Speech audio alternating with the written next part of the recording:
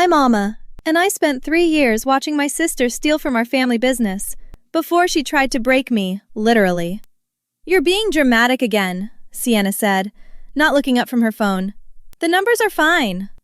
The numbers aren't fine. We're missing $18,000 from the last quarter alone. She finally glanced at me, her expression flat. Maybe you're just bad at bookkeeping. We were in the back office of the cafe our grandmother left us. Equal shares, equal say. Except Sienna had been treating it like her personal ATM for months, and I'd been too stupid to call her out until the bank sent the overdraft notice. I'm not bad at bookkeeping. I'm looking at 3 withdrawals you made without telling me. Cash withdrawals. I needed that money. For what? That's my business. I stood up, my chair scraping against the concrete floor. This is literally our business, Sienna. Shared business. You can't just take money whenever you feel like it. I'll pay it back. When? She stood too, taller than me by 3 inches, something she'd always used to her advantage. When I'm ready. Stop acting like you're in charge here.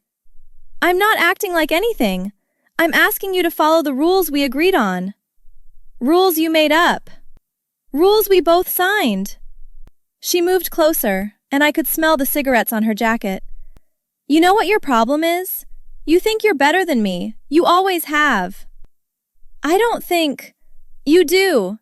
Ever since we were kids. Perfect Alma who never messed up, who never needed anything, who Mom trusted with everything. That's not true. It is true. And now you get to hold the business over my head like I'm some kind of charity case. My phone buzzed. A text from Lev, asking if I'd be home for dinner. I ignored it. Nobody's holding anything over your head. I just need you to stop stealing. Her jaw tightened. Don't use that word. What else should I call it? I'm a co-owner. I can't steal from myself. You can when you don't tell me and when we have bills to pay. She grabbed her keys off the desk. I'm done with this conversation. We're not done. We need to figure out... I said I'm done. She left, slamming the door hard enough that the window blinds rattled. I sat back down and stared at the spreadsheet on my laptop. 18,000. Plus another 12 from the month before that I'd caught too late. Plus who knew how much I hadn't found yet. My phone rang. Mom. Hi. Sienna just called me crying, she said, no greeting. What did you say to her? I asked her about the missing money. Alma, please don't start this again. Start what? Trying to keep our business afloat? You know how sensitive she is. She's going through a lot right now. We're all going through a lot. That doesn't mean she gets to drain our accounts.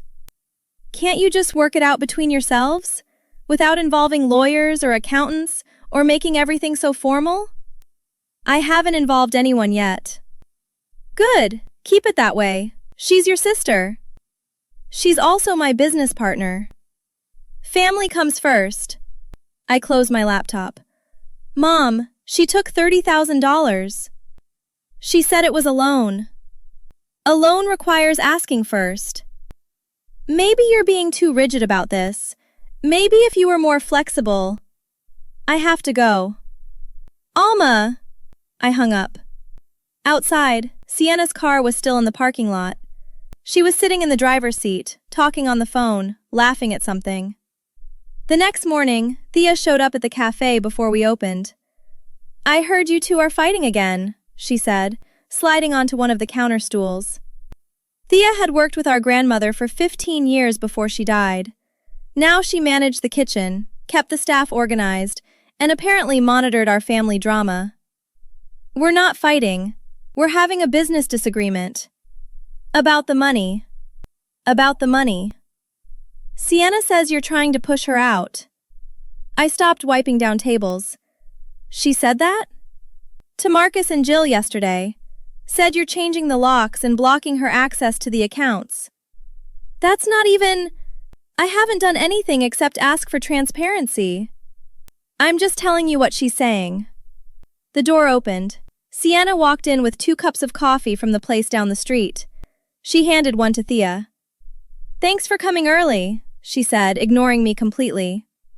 No problem, Thea said, taking the coffee but glancing at me uncomfortably. Did you find the inventory sheets from last week? Sienna asked her. They're in the office. Perfect. Can you help me go through them? I'm trying to figure out where Alma's math is going wrong.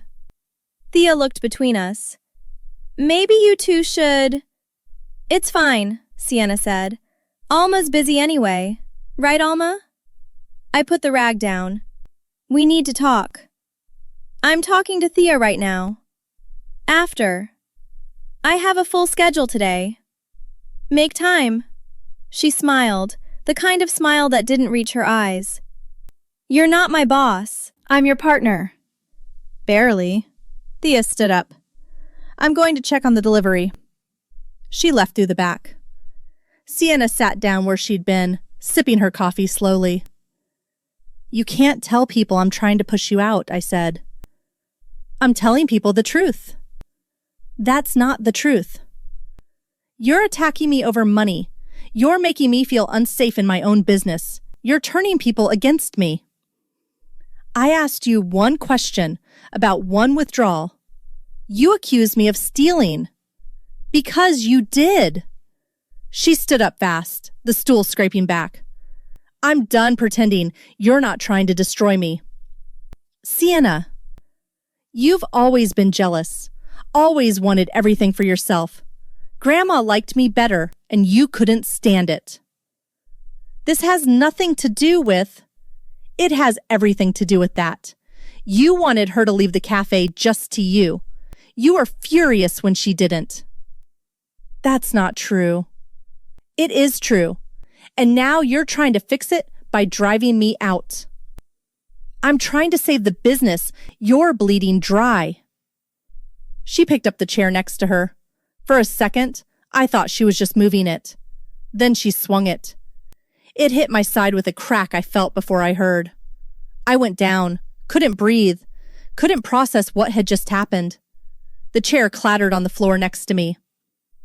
Alma? Thea's voice from the back. What was that noise? Sienna stared at me, not horrified, not apologetic, just staring. Then she grabbed her purse and walked out. Lev met me at the emergency room. 3 broken ribs, the doctor said, showing me the x-rays. You're lucky it wasn't worse. Any trouble breathing? Some. That's normal. We'll give you pain medication and instructions for recovery. No heavy lifting, no sudden movements. You'll need someone to help you for the next few weeks. I can do it, Lev said immediately. The doctor left. Lev sat down next to the bed. You need to press charges, he said quietly. I know. Today, before she has time to make up a story. I know. And you need to tell your mom. I closed my eyes. She's going to say it was an accident. It wasn't an accident. I know that, but Mom won't care. 2 police officers came in an hour later. I told them everything. They took photos of my bruises, copies of the x-rays, Thea's statement as a witness to the immediate aftermath. Do you feel safe going home? One of them asked. She doesn't know where I live. Does she have a key to your apartment? No. We'll file the report today. You'll get a case number. You can request a restraining order if you want. I want it. Lev drove me home. My phone had 17 missed calls from Mom, 9 from Sienna, 3 from Thea. I turned it off. What about the cafe? Lev asked, as he helped me onto the couch. I don't know. You can't go back there while she has access. I know. So what are you going to do? I didn't answer. The next day, Mom showed up. She said it was an accident, Mom said, standing in my living room because I hadn't invited her to sit. It wasn't. She said you came at her and she was defending herself. That's a lie. Why would she lie? Why would I lie? Mom's face tightened. You're really going to press charges against your own sister. She broke my ribs. It was a fight that got out of hand. It wasn't a fight. She attacked me with a chair. Alma, please, think about what this will do to the family. What about what she did to me? I'm not saying she was right. I'm saying maybe there's a way to handle this without destroying everything. She destroyed it, not me. If you press charges, I can't support you. I looked at her. Then don't. She left without another word. The restraining order went through in 3 days. Sienna had to stay 200 feet away from me, my apartment, and the cafe. That meant she couldn't work there anymore, which meant I had to manage everything alone, with 3 broken ribs and no help from the one person who was supposed to be my partner. Thea tried to stay neutral for about a week. Marcus quit, she told me on Friday. Said he doesn't want to be involved in family drama. Great. Jill's thinking about it too. Did Sienna call them? Probably. She's been texting everyone, saying you attacked her first, and now you're using the business to punish her. That's not what happened. I know. I was there. But people believe what they want to believe. The lawyer I hired for the dissolution paperwork was blunt. This is going to be expensive and ugly, she said. She'll fight you on everything. Value of the business, division of assets, who gets what equipment. Even with the assault charges, the business side is separate. I don't care. I want out. It'll take months, maybe a year. Fine. The paperwork alone cost me $6,000 before we even started negotiations.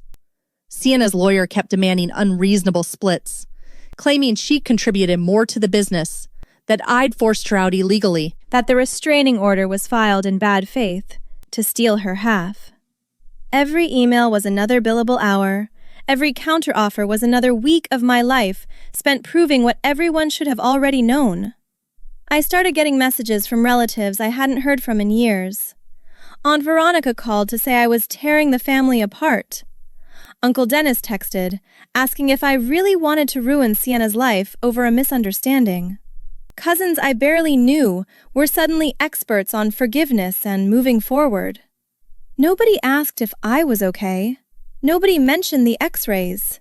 They just wanted me to make it easy for everyone else by pretending it hadn't happened. They're calling me at work now, Lev said one night. Your mom's friends, asking me to talk sense into you. What did you say? That they should ask to see the medical bills. Sienna's criminal trial was set for 6 weeks later. She pleaded not guilty. Her lawyer argued self-defense, said I'd been harassing her about money, that she'd felt threatened. I sat in the courtroom with Lev and listened to her describe me as abusive, controlling, violent. The prosecutor asked her about the X-rays. I didn't mean to hurt her that badly, Sienna said. It was instinct. Instinct to pick up a chair and swing it at someone's ribcage? I was scared. Of what? Of her. The jury took 4 hours. Guilty on 1 count of assault with a deadly weapon. The judge gave her 18 months, suspended to probation, a fine, and mandatory anger management classes. No jail time. Outside, Mom was waiting. Are you happy now? She asked me. No. She's lost everything because of you. She lost everything because of her. If you'd just talked to her. If you'd just been more understanding. She broke my ribs, Mom. And now she has a criminal record. Good. Mom stared at me like I was a stranger. Then she turned and walked away. Lev drove us home in silence. 3 months later, the cafe sold. I took my half of the money, paid off the lawyer, and never spoke to Sienna again. She tried once, sent a long text saying she understood now, that she'd been wrong, that she wanted to apologize in person. I blocked her number. Thea told me later that Sienna lost her apartment, that she was living with Mom, that she couldn't find work because of the background checks. I didn't feel bad. I was standing in my new kitchen, the apartment I'd bought with my share of the cafe money, when Lev asked, "Do you think you'll ever forgive her?" No. Not even if she really changes? She had 100 chances to change before she swung that chair. I'm done giving her chances. He nodded, didn't push. I opened the cabinet, looked at the mismatched mugs I'd collected, the plates I'd chosen by myself, the space that was entirely mine. "You know what the worst part is?" I said. "What?" "She still thinks she's the victim."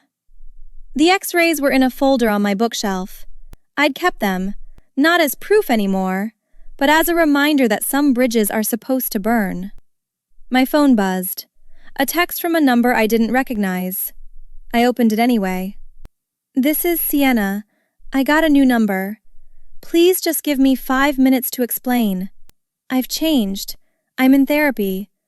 Mom said you might be ready to hear me out." I showed Lev the screen. "What are you going to do?" he asked. I deleted the message, blocked the number, put my phone face down on the counter. "Nothing," I said. "I'm going to do absolutely nothing." "She's going to keep trying." "Let her." "And your mom?" "She made her choice. I made mine."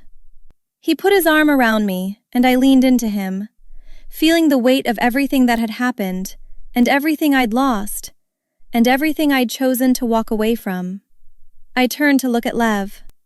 If someone you loved hurt you that badly, and then spent months telling everyone you deserved it, would you ever let them back in your life, even if they said all the right words?